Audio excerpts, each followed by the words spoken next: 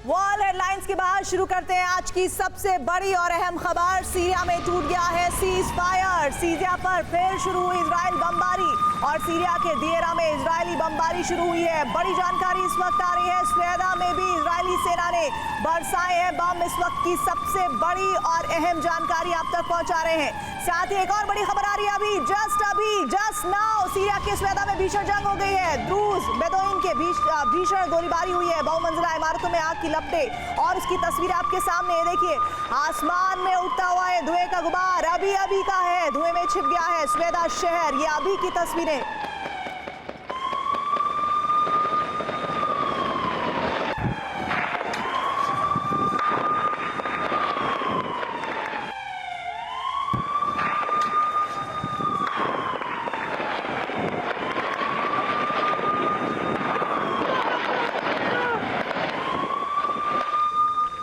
और एक और बड़ी खबर आ रही है, सीरियन फोर्सेस पर इजराइल की एयर स्ट्राइक हुई है। बड़ी खबर इस वक्त डेरा में बेदोइन सीरियन फोर्सेस पर हमला हुआ है।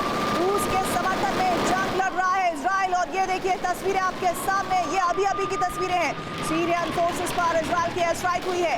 डेरा में बेदोइन सीरियन फोर्सेस पर हमले हुए और ये देखिए ग्राउंड टू ग्राउंड अटैक की तस्वीरें इस वक्त आप स्क्रीन पर देख रहे हैं। ग्लोबल एक्सक्लूसिव तस्वीरें, आसमान में धुएं का गुबार और ये रिहायशी इलाका है जहां पर ऊंची इमारतें आपको दिख रही है। डेरा में बेदोइन सीरियन फोर्सेस पर हमला हुआ है और रूस के समर्थन में जंग लड़ रहा है इजराइल, जिसकी तस्वीरें इस वक्त आपके सामने।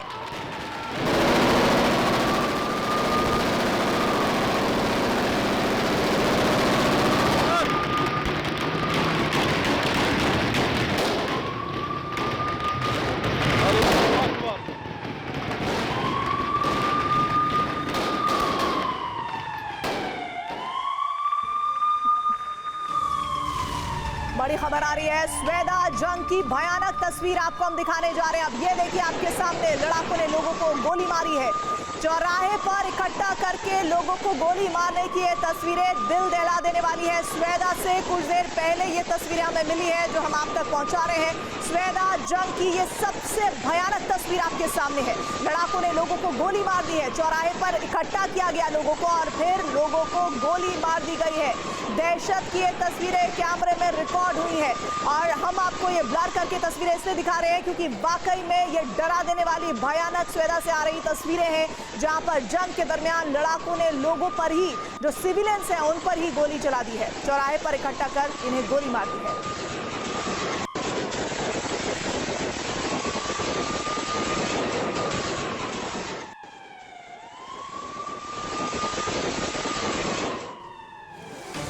और अभी एक और बड़ी जानकारी मिल रही है, स्वेदा के बाहरी इलाकों में भीषण जंग है और स्वेदा की ओर बढ़ रहे हैं कबायली सुन्ना के लड़ाके। ये देखिए तस्वीरें कबायली सुन्ना के लड़ाकों की तस्वीरें जहां द्रूजगढ़ की तरफ से बढ़ने के लिए भारी गोलाबारी की जा रही है। इस वक्त की सबसे बड़ी और लेटेस्ट तस्वीर आपके सामने है।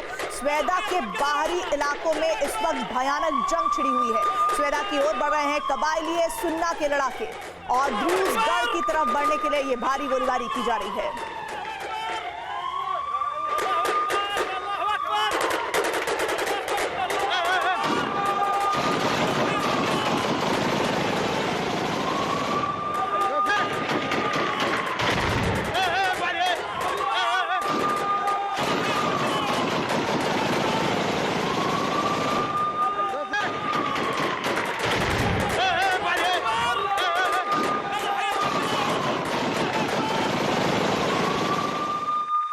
बड़ी खबर आ रही है, स्वेदा के आसपास जमा हो गए हैं कबीले और द्रूज गुट के लड़ाकों पर ये हमले किए जा रहे हैं। असॉल्ट राइफल आरपीजी शेल से हमले हुए हैं। द्रूज के समर्थन में इजरायली बमबारी शुरू की गई है। ये देखिए स्वेदा से कुछ देर पहले की तस्वीरें आपको दिखा रहे हैं। स्वेदा के आसपास अब कबीले के लोग इकट्ठा होते जा रहे हैं। द्रूज गुट के लड़ाकों पर हमले हो रहे हैं और असॉल्ट राइफल इसमें इस्तेमाल की जा रही है हमले में। साथ ही आरपीजी शेल का भी इस्तेमाल इन हमलों में किया जा रहा है। द्रूज के समर्थन में इजरायली बमबारी शुरू हो चुकी है।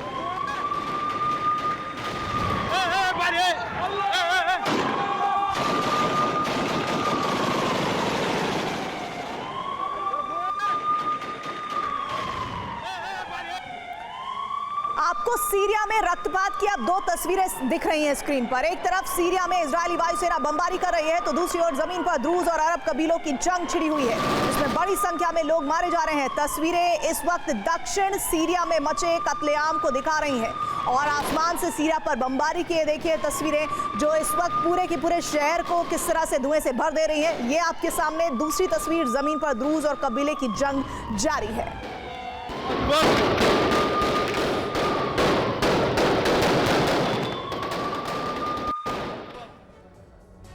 और इस वक्त सीरिया में जो हालात है उससे लगातार जो ताजा तस्वीरें आ रही हैं हम आप तक पहुंचाएंगे, लेकिन इस बीच सीरिया में सीजफायर टूट गया है, इजरायल की बमबारी फिर शुरू हो गई है।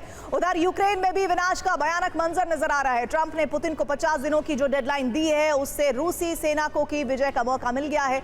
रूसी फौज ने इस बार आधी रात को 700 से ज्यादा ड्रोन फायर कर दिए हैं। सबसे ज्यादा तबाही ओडेसा में हुई है और अब रूसी फौज नए प्लान के तहत हमले कर रही है। सवाल यही है कि आखिर पुतिन का यह नया और खतरनाक प्लान क्या है।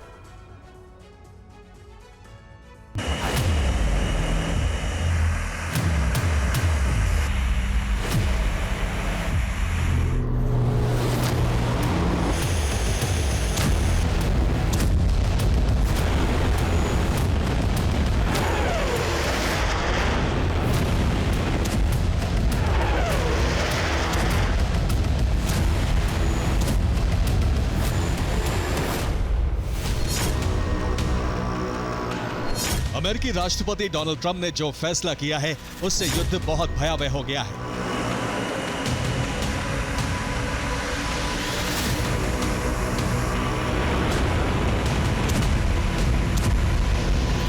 ट्रंप की डेडलाइन पुतिन के लिए एक मौका बन गया है। पुतिन ने यूक्रेन को तबाह करने के लिए अब नया ब्लूप्रिंट बना लिया है।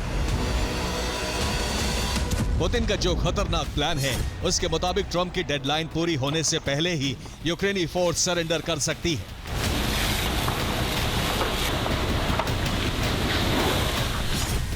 ट्रंप ने युद्ध विराम के लिए रूस को 50 दिनों का वक्त दिया है।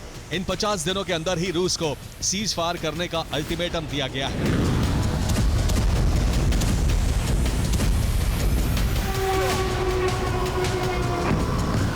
ट्रंप ने साफ कर दिया है कि अगर रूस ने युद्ध विराम नहीं किया तो अमेरिका और नेटो उस पर कड़े प्रतिबंध लगाएंगे।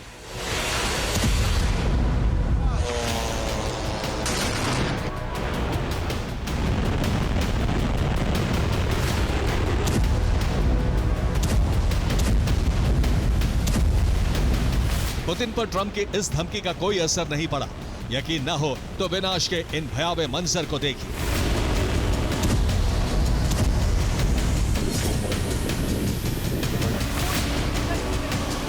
यूक्रेन के शहर अलग हो सकते हैं लेकिन तबाही की तस्वीर हर जगह कमोबेश एक जैसी है। Kyiv, Kharkiv, Odesa, Donetsk, Dnipro और ज़ेपोरिजिया में ऐसा विनाश हुआ है जिसे देखकर कोई भी दहल जाए। रूसी सेना ने यूक्रेन में जिस तरह भीषण हमला किया है उससे साफ है कि पुतिन पर ना तो ट्रंप के अल्टीमेटम का कोई फर्क पड़ा है और ना ही उनकी प्रतिबंध लगाने की धमकियों का।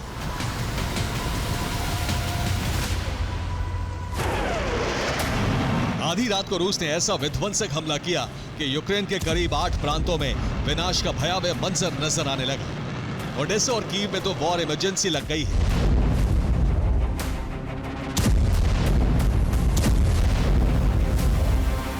कुछ ही घंटों में रूस ने यूक्रेन पर 700 से ज्यादा ड्रोन फायर किए।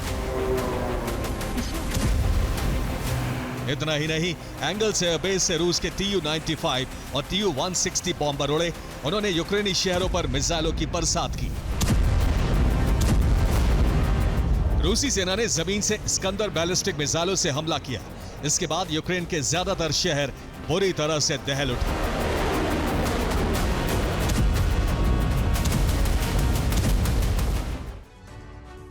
तो पुतिन सेना अब जिस नए ब्लूप्रिंट के तहत हमले कर रही है वो क्या है आपको हम बताते हैं। ट्रंप ने रूस को 50 दिन की डेडलाइन दी है। 50 दिन में सीज फायर करने की डेडलाइन दी गई है और इस डेडलाइन से पहले ही पुतिन आर पार के मूड में है। पुतिन के आदेश पर रूसी सेना के हमले तेज कर दिए गए हैं। दरअसल रूस अब ऐसा हमला करने की तैयारी कर रहा है जिससे यूक्रेन के युद्ध लड़ने की सैन्य शक्ति पूरी तरह से खत्म हो जाए और इसके बाद रूसी सेना यूक्रेन की राजधानी कीव पर कब्जा कर सकती है। इसके साथ ही वहां अपनी कठपुतली सरकार बना भी सकती है।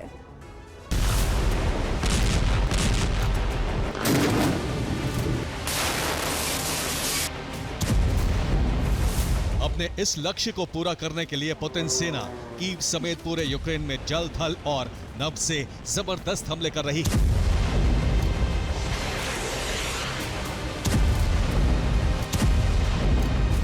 रूस ने यूक्रेन में सबसे ज्यादा हमले पोर्ट सिटी ओडेसा में किए।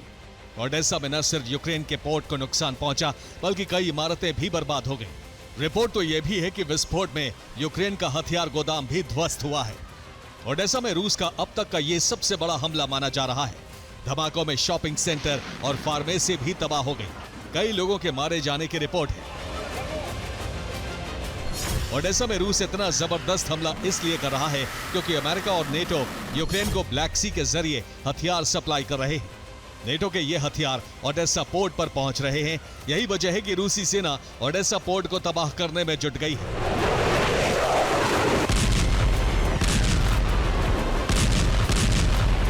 ओडेसा के साथ ही पुतिन सेना ने यूक्रेन के कई शहरों में हमले किए। रूस ने ड्रोन से सीरियल विस्फोट किया तो कीव में कई इमारतें जलने लगी। क्रामातोर्स्क में रूस ने यूक्रेन के हथियार गोदाम को तबाह कर दिया। खेरसोन में रूस ने डबल टैप अटैक किया। हमले में कई लोग मारे गए। खार्किव में रूस के हमले में कई इमारतें ध्वस्त हो गईं। डोनेट्स्क में रूस ने यूक्रेन की कमांड पोस्ट को नष्ट कर दिया। निप्रोपेट्रोवस्क में रूस के हमले से जबरदस्त तबाही हुई है। रूस जिस तरह से हमले कर रहा है उससे यही लग रहा है कि ट्रंप की डेडलाइन खत्म होने से पहले ही यूक्रेन को सरेंडर करना पड़ सकता है।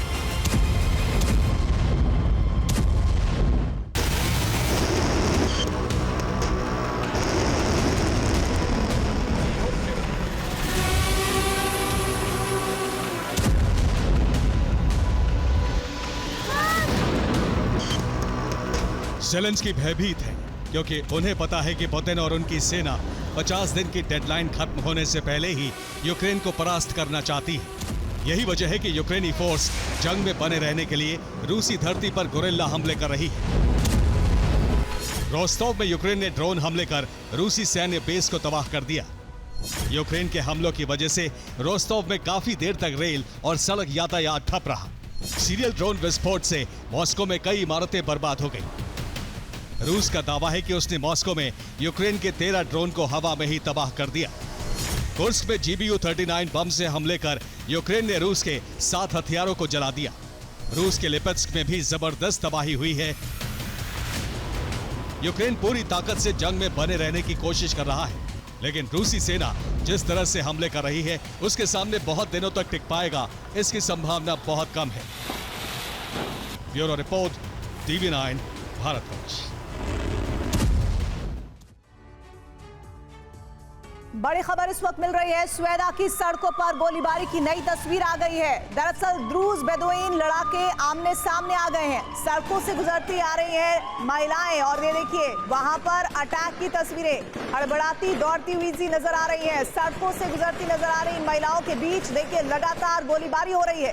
भीषण अटैक किए जा रहे हैं।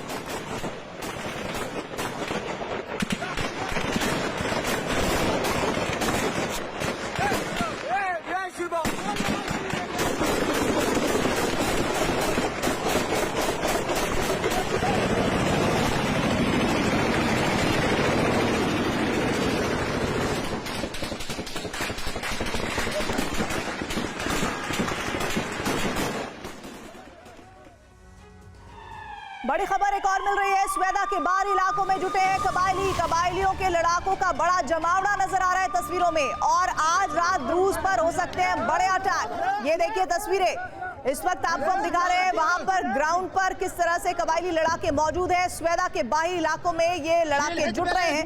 कबीलों के लड़ाकों का ये बड़ा जमावड़ा है और आज रात ये जानकारी मिल रही है कि द्रूज पर बड़ा अटैक हो सकता है।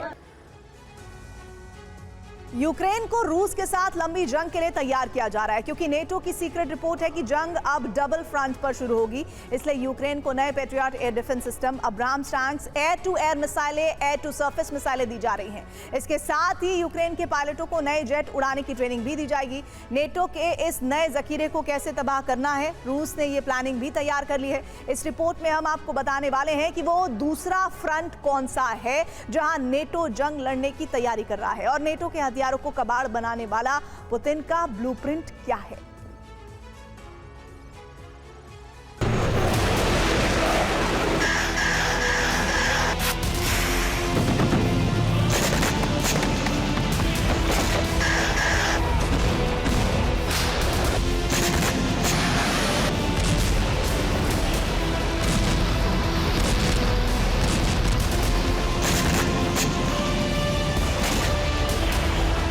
डोनाल्ड ट्रंप के अमेरिका की सत्ता में आने के बाद पहली बार यह होने जा रहा है कि यूक्रेन को नए हथियार और एयर डिफेंस सिस्टम मिलने वाले हैं।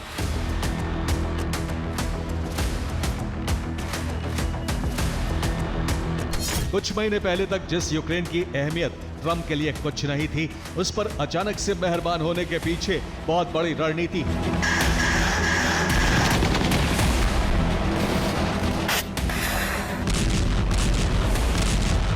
ट्रंप हमेशा शांति स्थापना की बात करते रहे हैं, लेकिन अब यूक्रेन को हथियार दिए जा रहे हैं, क्योंकि ट्रंप समझ चुके हैं कि महासंग्राम तय है।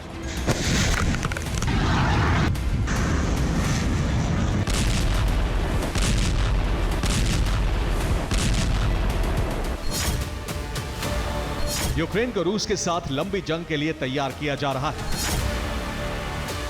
नेटो की रिपोर्ट है कि पुतिन किसी सदस्य देश पर हमला करने वाले हैं। नेटो देश पर रूसी हमला शुरू होते ही एशिया में जंग का नया फ्रंट खुल सकता है। रूस को लंबी जंग में उलझाकर ही नया फ्रंट खुलना टाला जा सकता है। इसीलिए यूक्रेन को नए डिफेंस सिस्टम और अटैक पावर दी जा रही है।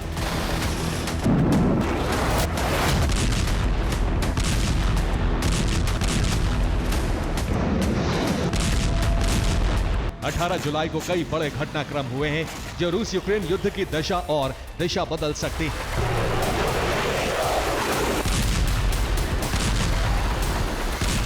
यूक्रेन को इतना शक्तिशाली बनाने का प्लान एक्टिवेट हो चुका है कि वो सिर्फ डिफेंसिव नहीं बल्कि रूस पर ऑफेंसिव हमले भी कर सके।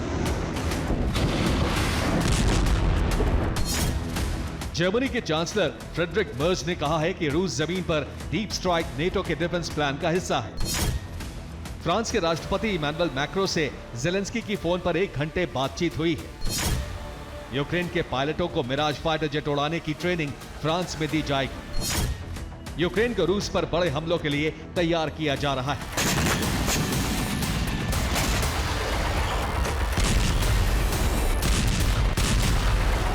यूरोप के देश यूक्रेन को रूस पर बड़े हमलों के लिए तैयार कर रहे हैं, तो अमेरिका ने यूक्रेन के डिफेंस की तैयारी तेज कर दी है।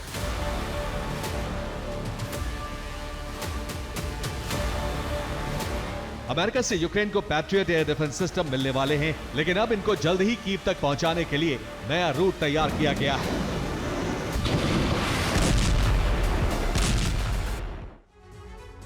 अमेरिका ने यूक्रेन को 17 पेट्रियट डिफेंस सिस्टम देने का ऐलान किया था। इनको यूक्रेन तक पहुंचाने के लिए रूट चुन लिया गया था। प्लान ये था कि अमेरिका से कार्गो प्लेन के जरिए डिफेंस सिस्टम स्विट्जरलैंड पहुंचाए जाएंगे और इसके बाद इनको यूक्रेन भेजा जाएगा। लेकिन इस रूट से यूक्रेन तक डिफेंस सिस्टम पहुंचाने में टाइम ज्यादा लग रहा था, इसीलिए इसे बदल दिया गया। नया प्लान यह है कि अब अमेरिका से उड़ने वाले कार्गो प्लेन स्विट्जरलैंड नहीं जाएंगे, बल्कि जहां सीधे जर्मनी में लैंड होंगे। इन जहाजों में लोड पेट्रियट डिफेंस सिस्टम यहां उतारे जाएंगे। ट्रक माउंटेड इन सिस्टम को जर्मनी से यूक्रेन भेजा जाएगा। जर्मनी के पड़ोसी देश पोलैंड से होते हुए ये सिस्टम यूक्रेन तक पहुंचेंगे और इनकी स्ट्रैटेजिक तैनाती की जाएगी। ये यूक्रेन तय करेगा कि उसे डिफेंस सिस्टम कहां-कहां तैनात करने हैं।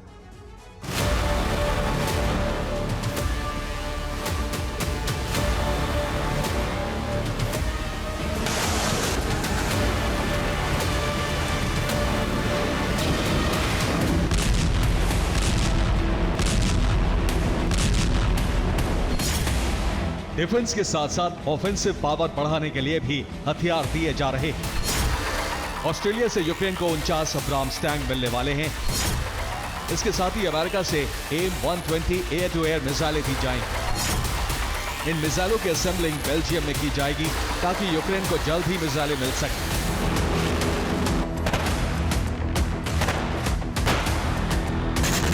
ये रूस पर बड़े हमलों की प्लानिंग है, लेकिन रूस ने भी अमेरिका की इस रणनीति के खिलाफ एक बड़ा ब्लूप्रिंट तैयार कर लिया है जो इन हथियारों को कबाड़ बना सकता है।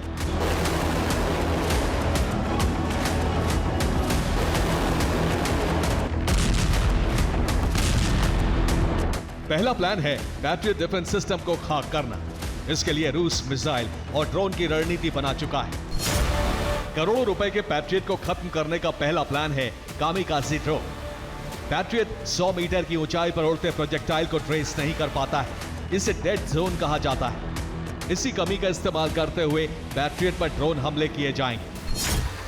दूसरा प्लान है hypersonic missile KH-47M2 Kinjal. Hypersonic missile को रोकने में पैट्रियट सिस्टम नाकाम है, इसीलिए किंजल मिसाइल से हमले किए जाएंगे।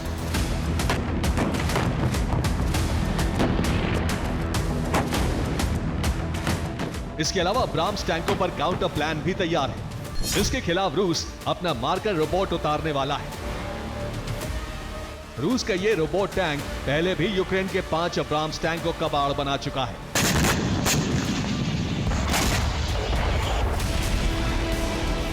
लेकिन सवाल यह है कि शांति की बात करते करते ट्रंप इतनी लंबी जंग की तैयारी में क्यों जुट गए? इसकी वजह है यूएस के टॉप यूरोप कमांडर की रिपोर्ट। ये अमेरिका की यूरोपियन कमांड के प्रमुख जनरल एलेक्सिस ग्रिंकेविच हैं। इनकी रिपोर्ट है कि नेटो महासंग्राम से सिर्फ 18 महीने दूर है। नेटो को डबल फ्रंट पर जंग लड़नी होगी और बड़े पैमाने पर हथियारों की जरूरत होगी। यूएस की यूरोप कमांड प्रमुख की रिपोर्ट है कि 2027 तक नेटो के सामने डबल फ्रंट खुल चुका होगा। पहला खतरा यह जताया गया है कि 2027 में पुतिन नेटो देश पर हमला कर सकते हैं। नेटो देश पर हमला होते ही ताइवान पर चीन हमले शुरू कर सकता है। इसका मतलब यह है कि नेटो को दोनों फ्रंट पर जंग लड़नी होगी और इसीलिए जनरल एलेक्सिस ने कहा कि डबल फ्रंट वॉर के लिए नेटो को तैयार रहना होगा और इसके लिए बड़े पैमाने पर हथियारों की जरूरत पड़ेगी।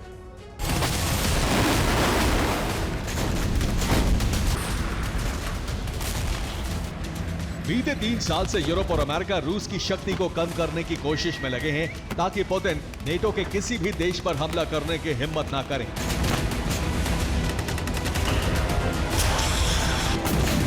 इसीलिए यूक्रेन को हथियार दिए जा रहे हैं ताकि रूस की मिसाइल और मिलिट्री पावर घट जाए। लेकिन पुतिन और जिनपिंग के गठबंधन ने भी नेटो के सामने चुनौती रख दी है। दोनों ने मिलकर नेटो को महासंग्राम में फंसाने का फैसला ले लिया है।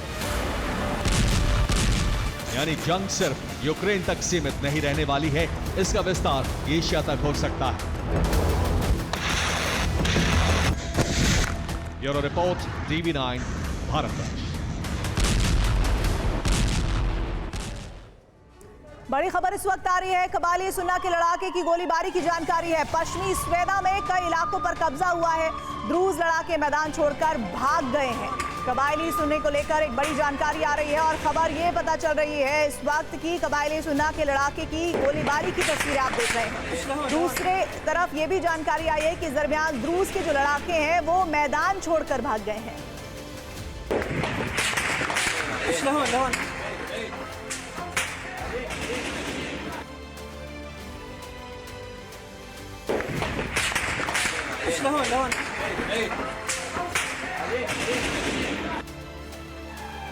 बड़ी खबर आ रही है। स्वेदा के बाहरी इलाकों में भीषण जंग शुरू हो चुकी है। द्रूज पर कबायलियों का हमला हुआ है। द्रूज लड़ाकों को बंधक बना रहे हैं कबायली।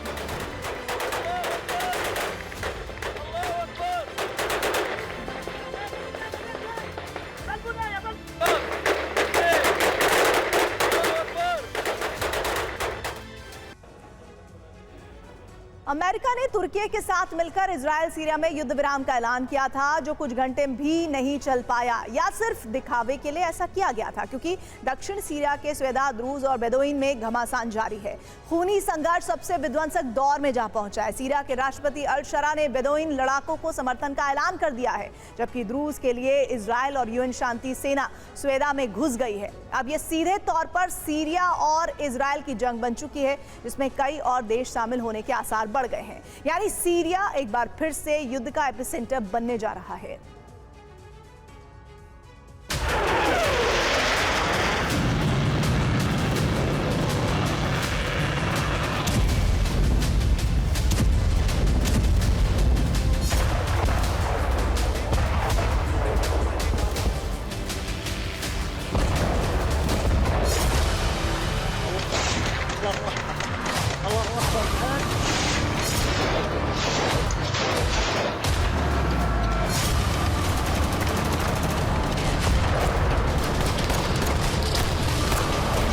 सीरिया में चल रहा जनजातीय संघर्ष अब युद्ध में बदल चुका है और दक्षिण सीरिया का स्वेदा एपिसेंटर बन चुका है।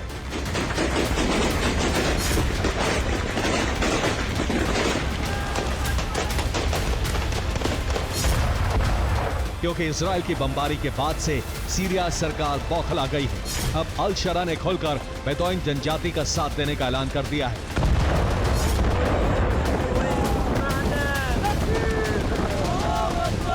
यही वजह है अब बेदोइन लड़ाके फ्रंट लाइन पर आकर रूस लड़ाकों से टकरा रहे हैं। स्वेदा में विध्वंसक जंग चल रही है।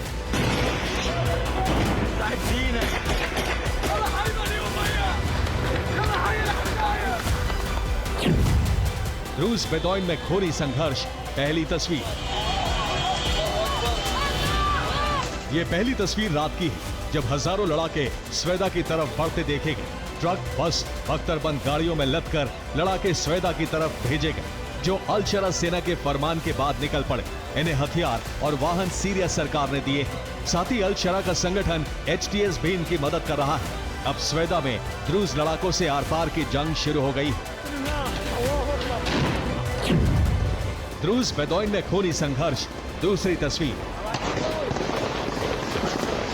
ये रात के बाद सुबह की दूसरी तस्वीर है। इस वीडियो में देखिए, बेदोइन लड़ाके स्वेदा में घुस चुके हैं, हथियार लहरा रहे हैं और द्रूज लोगों के ठिकानों पर आग लगा रहे हैं। द्रूज बेदोइन में खूनी संघर्ष। तीसरी तस्वीर। अचानक हुए हमले से कई इलाकों से द्रूज लड़ाके भाग खड़े हुए, जिससे बेदोइन लड़ाकों का हौसला बढ़ गया। अब वो स्वेदा के बाद गोलन हाइट्स की तरफ बढ़ने की बात कर रहे हैं। स्वेदा में हालात बेकाबू हो रहे हैं।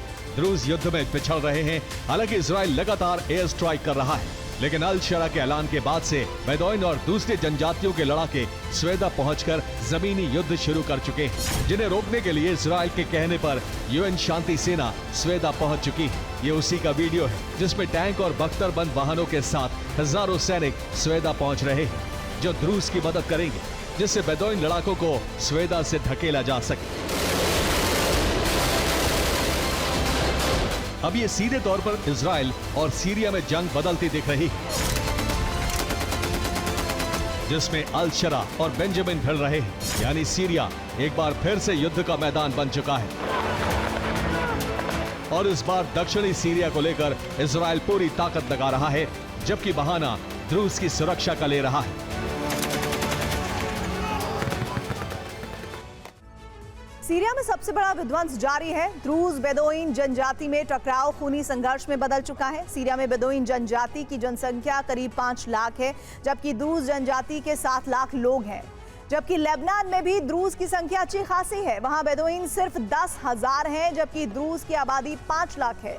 सीरिया के पड़ोसी मुल्क जॉर्डन में बेदोइन काफी ज्यादा हैं, जो 15 लाख हैं, और द्रूज सिर्फ 30,000 वहां पर लोग हैं। इजराइल में करीब 1.5 लाख द्रूज और करीब 1 लाख बेदोइन जनजाति के लोग हैं। मिस्र में बेदोइन 5 लाख और द्रूज में सिर्फ 5,000 हैं। द्रूज सिर्फ 5,000 है। सऊदी अरब में बेदोइन की संख्या सबसे ज्यादा है, जो 20 लाख के करीब है, जबकि द्रूज में सिर्फ 6,000 है ये संख्या। अब सीरिया में चल रहे संघर्ष में इन देशों से भी दोनों जनजाति के लड़ाके पहुंच रहे हैं।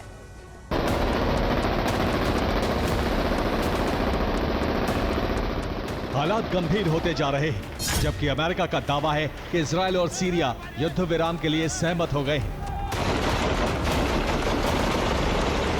एक दिन पहले ही अमेरिकी राजदूत टॉम बैरक ने ऐलान किया था कि दोनों देश इजराइल और सीरिया युद्ध विराम पर सहमत हो गए हैं। ऐसा तुर्की, जॉर्डन और दूसरे पड़ोसियों की मध्यस्थता से संभव हो पाया।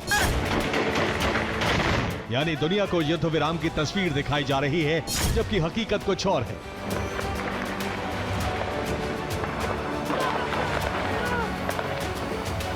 स्वेदा में द्रूज और बेदोइन आमने सामने हैं। इजरायली सेना गोलन हाइट्स से आगे बढ़ रही है। बमबारी के बाद बेदोइन को खदेड़ने की तैयारी है, जबकि बेदोइन का साथ देने सीरियाई सेना पहुंच गई है। यानी युद्ध विराम सिर्फ कहने भर के लिए, जबकि अभी भी भीषण जंग जारी है।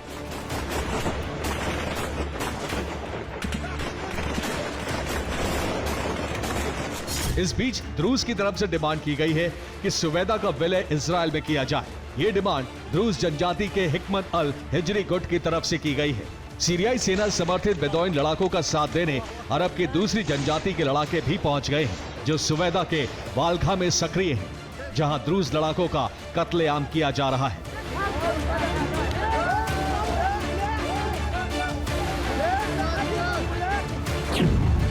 अब इससे संकेत मिल रहे हैं, जिसमें सीरिया को लेकर दो गुट बन गए हैं, जिसमें बेदोइन जनजाति को सीरिया, तुर्की, ईरान, मिस्र, यमन के अलावा सऊदी अरब समर्थन दे रहे हैं, क्योंकि सऊदी अरब में बेदोइन की काफी संख्या है। जबकि द्रूज की तरफ इजराइल, अमेरिका, जॉर्डन और लेबनान सरकार भी है, क्योंकि लेबनान में द्रूज की अच्छी खासी आबादी है।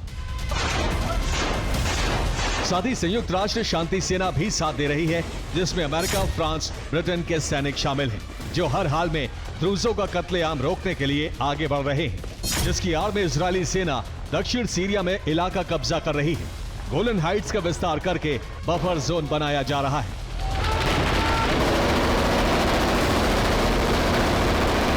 जिसके बाद संपूर्ण दक्षिण सीरिया पर कब्जा करके बेदोइन और दूसरी जनजाति के लोगों को बाहर धकेलने की तैयारी है। ये ठीक वैसा ही प्लान है जैसे गाजा से गाजा वासियों को जॉर्डन और मिस्र में शिफ्ट करने की तैयारी है।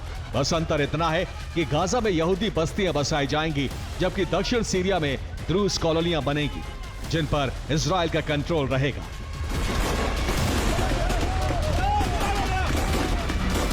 Bureau report, TV9 Bharatvarsh.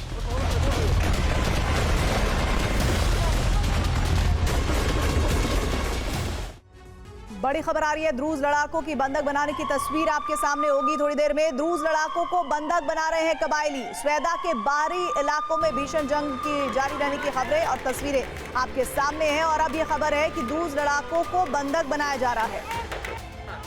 Druze लड़ाकों को बंधक बना रहे हैं ये कबायली, और स्वेदा के बाहरी इलाकों में भीषण जंग छिड़ी हुई है। ईरान इजराइल के बीच सीजफायर अगले 24 घंटे में टूट सकता है। डर है कि बेंजामिन के फाइटर जेट फिर एक बार तेहरान पर एयर स्ट्राइक कर सकता है। दरअसल कल इजरायली रक्षा मंत्री काट्ज वॉशिंगटन से वापस लौट रहे हैं। दावा है कि वो अमेरिका ईरान पर हमले की इजाजत लेने पहुंचे थे और ट्रंप ने ईरान पर हमले की हरी झंडी दे दी है। यानी अगले 24 घंटे में अरब एक बार फिर दहल सकता है।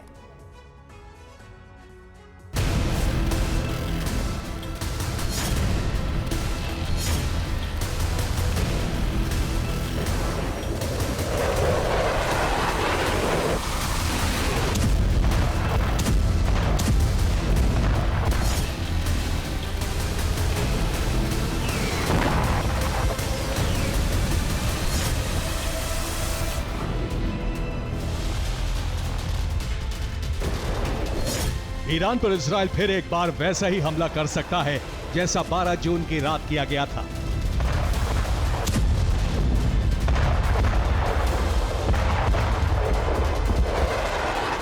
डर है कि इजरायली फाइटर जेट तेहरान और ईरान के परमाणु ठिकानों पर बमबारी कर सकते हैं।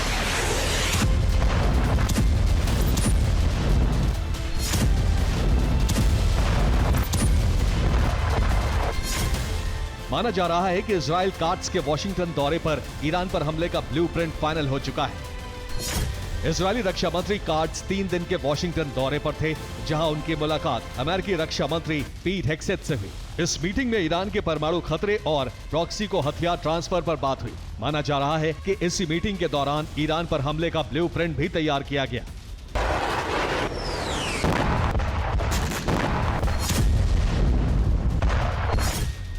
20 जुलाई को कार्ड्स वापस इजराइल पहुंचेंगे। उनके लौटते ही बेंजामिन नेतन्याहू आईडीएफ को हमले का आदेश दे सकते हैं।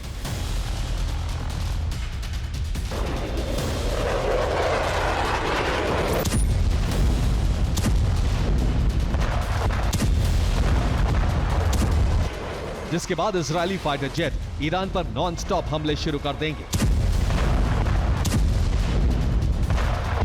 और ये हमले तब तक नहीं रुकेंगे जब तक कि ईरान परमाणु समझौते पर हस्ताक्षर नहीं कर देता।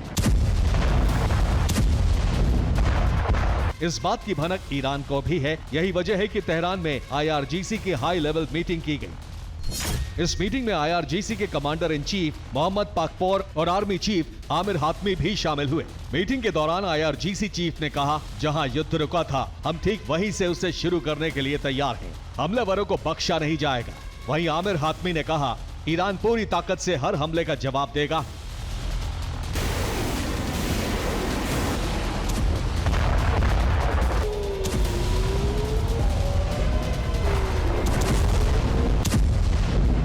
ईरान के इरादों से साफ है कि वो इजरायली हमलों के लिए पूरी तरह तैयार है। लेकिन सवाल है कि ट्रंप और बेंजामिन ईरान ऑपरेशन शुरू क्यों करना चाहते हैं।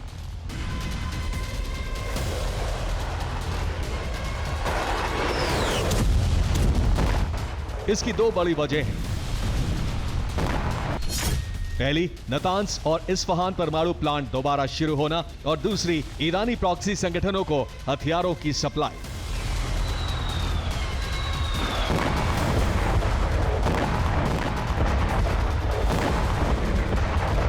यही वजह है कि अमेरिका और इजराइल ईरान पर हमले के लिए मजबूर है।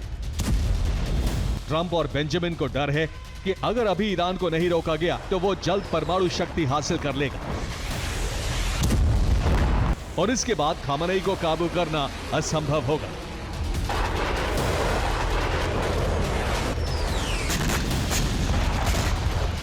दरअसल अमेरिकी मीडिया रिपोर्ट में दावा किया गया है कि B-2 बॉम्बर की स्ट्राइक में फोर्दो परमाणु प्लांट लगभग नष्ट हो गया है, लेकिन इस्फहान और नतांस को बेहद कम नुकसान हुआ था, जिसकी वजह से दोनों प्लांट्स में फिर से काम शुरू हो चुका है। ये दावे अमेरिकी खुफिया रिपोर्ट के आधार पर किए गए हैं।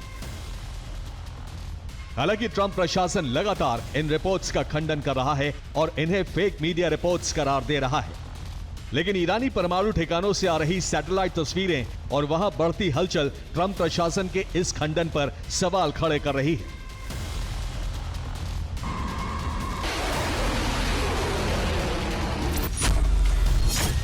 इधर ईरान अमेरिका के साथ परमाणु समझौते पर बातचीत के लिए तैयार नहीं है। ईरान ने साफ साफ कहा है कि उसे ट्रंप पर 1% भरोसा नहीं है।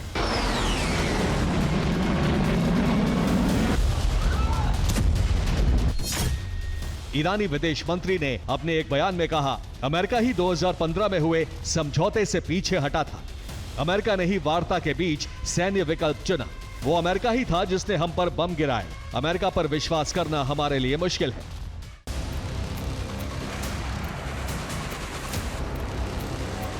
माना जा रहा है कि ईरान का संवर्धित यूरेनियम तैयार है और ईरान तेजी से एटम बम बनाने की दिशा में बढ़ रहा है। अमेरिका को डर है कि बातचीत की कोशिशों के बीच खामनेई एटम बम का परीक्षण कर सकते हैं और इसे रोकने के लिए सैन्य विकल्प के अलावा कोई रास्ता नहीं है। एक तरफ ईरान परमाणु शक्ति बनने की दिशा में कदम बढ़ा रहा है, तो दूसरी तरफ उसने प्रॉक्सी संगठनों को मजबूत करना शुरू कर दिया है। दावा है कि ईरान हिजबुल्ला और हूती को हथियारों की नई खेप भेज रहा है।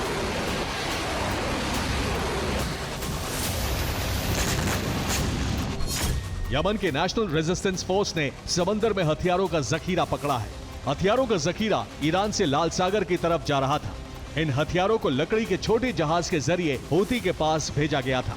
इसमें क्रूज मिसाइलें, वॉरहेड और ड्रोन इंजन के पार्ट्स शामिल थे। इन्हें एयर कंडीशन के बक्सों के नीचे छिपाया गया था।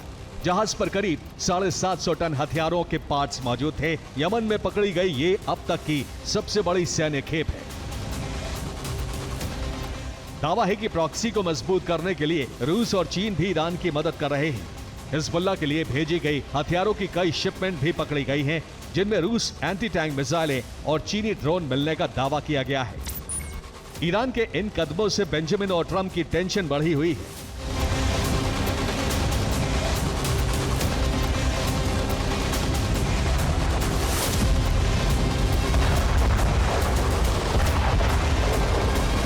यही वजह है कि वो ईरान पर हमला कर जहां प्रॉक्सी को हथियार ट्रांसफर रोकने की तैयारी में है, वहीं ईरान को इस बार 100% यूरेनियम विहीन करने की तैयारी है।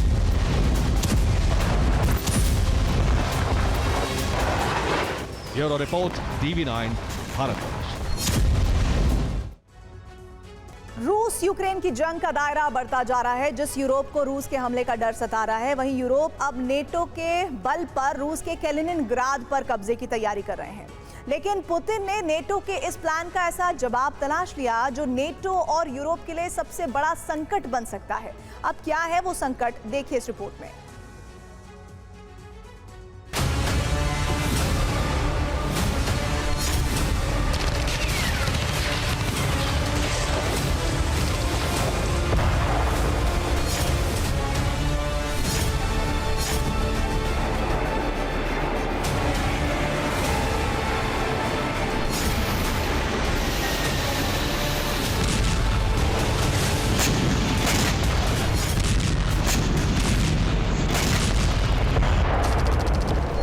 एक सप्ताह में दूसरी बार पोलैंड ने व्यापक पैमाने पर फाइटर जेट्स की तैनाती की है।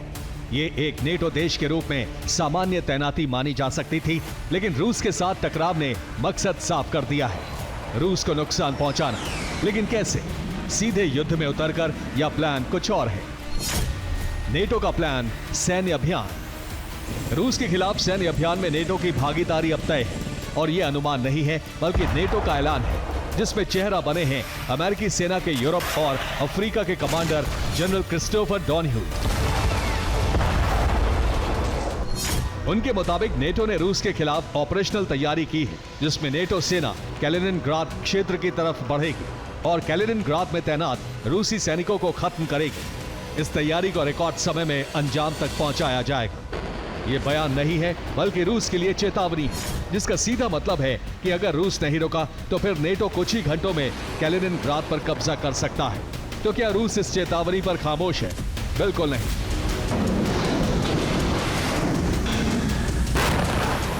रूस के लिए चेतावनी जारी करने का मतलब है पुतिन का गुस्सा भड़कना, और कैलिनिनग्राद पर चेतावनी जारी करके नेटो ने यही किया है। पुतिन को फैसला लेने में एक सेकंड का भी समय नहीं लगा। उन्होंने कैलिनिनग्राद की धमकी का जवाब ऑपरेशन सुवाल्की गैप से देने की तैयारी शुरू कर दी। बेलारूस की सीमा से कैलिनिनग्राद को जोड़ने वाला 70 किलोमीटर का गलियारा सुवाल्की गैप है, जिसके दक्षिण में पोलैंड है, उत्तर में लिथुआनिया, लातविया और एस्टोनिया। इसलिए पुतिन ने इसी गलियारे पर कब्जे की तैयारी शुरू कर दी। इस तैयारी का मकसद है जमीनी सीमा से नेटो का बाल्टिक एनक्लेव को काटना, ताकि नेटो का कैलिनिनग्राद मकसद कभी पूरा ना हो सके। इसलिए रूस ने कैलिनिनग्राद में तैनात S-400 और इस्कंदर मिसाइलों को एक्टिवेट कर दिया है। वहीं दूसरी तरफ बेलारूस में 3 एयरबेस को अलर्ट पर रखा है। इसके अलावा स्पेशल ऑपरेशन यूनिट भी सुवाल्की गैप की तरफ बढ़ रही है।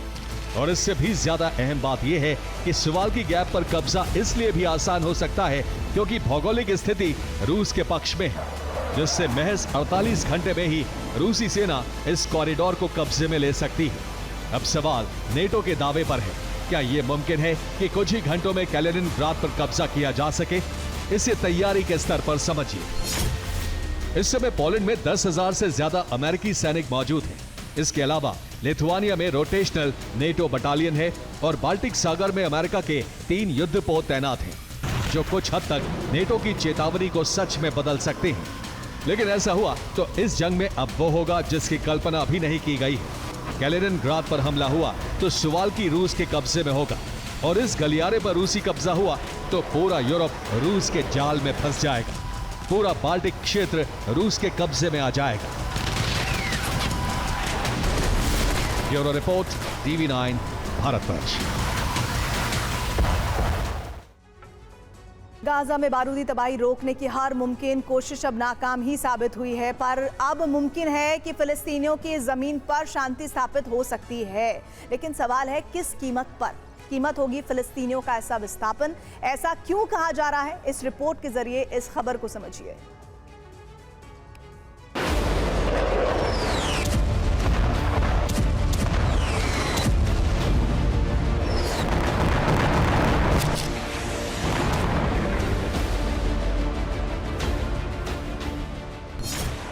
गाजा में बारूदी विध्वंस करने वाला मुख्य चेहरा भले ही प्रधानमंत्री नेतन्याहू का है, लेकिन पर्दे के पीछे गाजा को तबाह करने वाले यही दो मुख्य चेहरे हैं।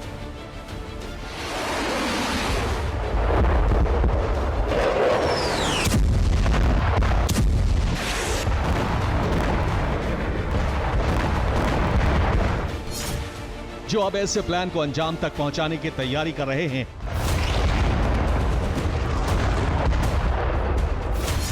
जिससे ट्रंप और नेतन्याहू दोनों के मकसद पूरे होंगे।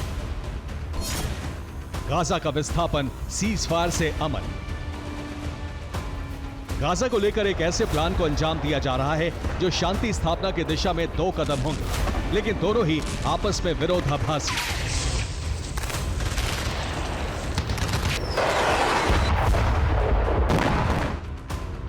और बस इस प्लान को ट्रंप से हरी झंडी मिलने की देर है। इसी अनुमति के लिए पहले इजरायली रक्षा मंत्री इजराइल काट्ज वॉशिंगटन पहुंचे और फिर मोसाद के चीफ डेविड बार्निया भी अमेरिका के दौरे पर निकल गए। यही दौरा अब गाजा के भविष्य का फैसला करेगा, क्योंकि एक्सियोस का दावा है कि मोसाद चीफ ने अमेरिका से एक मदद की गुहार लगाई है, जिसमें कहा गया है कि फिलिस्तीनियों को शरण देने के लिए अमेरिका भूमिका निभाए। अमेरिका गाजा में मौजूद फिलिस्तीनियों के विस्थापन पर दूसरे देशों से चर्चा करे। इन देशों के तौर पर इथियोपिया, लीबिया और इंडोनेशिया का नाम भी सुझाया गया है।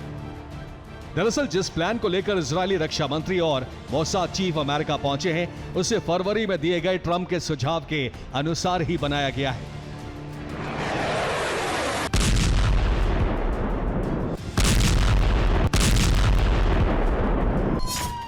इस सुझाव में 20 गाजा निवासियों को अस्थायी रूप से हटाकर पुनर्निर्माण के लिए कहा गया था।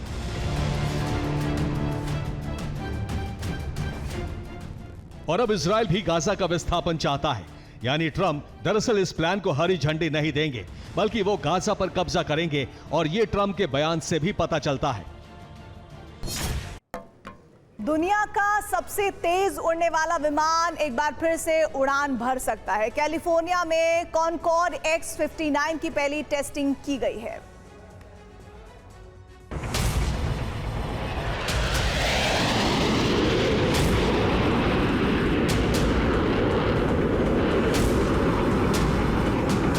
अब लंदन से न्यूयॉर्क पहुंचने में 4 घंटे से भी कम वक्त लगेगा, क्योंकि दुनिया का सबसे तेज विमान एक बार फिर से उड़ान भरने को तैयार है। यानी शुरू होने वाली है कॉनकॉर्ड X-59 की उड़ान।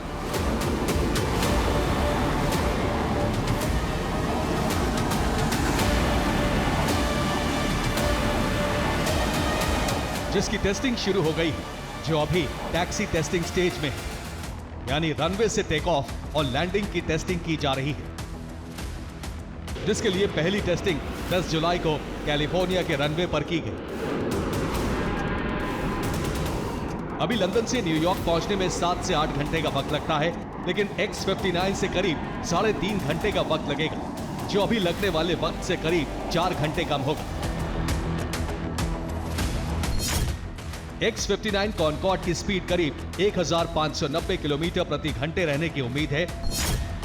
100 फीट लंबा और 30 फीट चौड़ा जेट है। ये लो बूम तकनीक पर उड़ान भरेगा। सुपरसोनिक X-59 विमान ने पहली बार 1976 में उड़ान भरी थी। साल 2003 तक लगातार इसकी फ्लाइट चलती रही, लेकिन 2000 में हुए फ्रांस एयरवेज के विमान हादसे की रिपोर्ट आने के बाद इसे रोक दिया गया। विमान हादसे में 109 लोग मारे गए थे।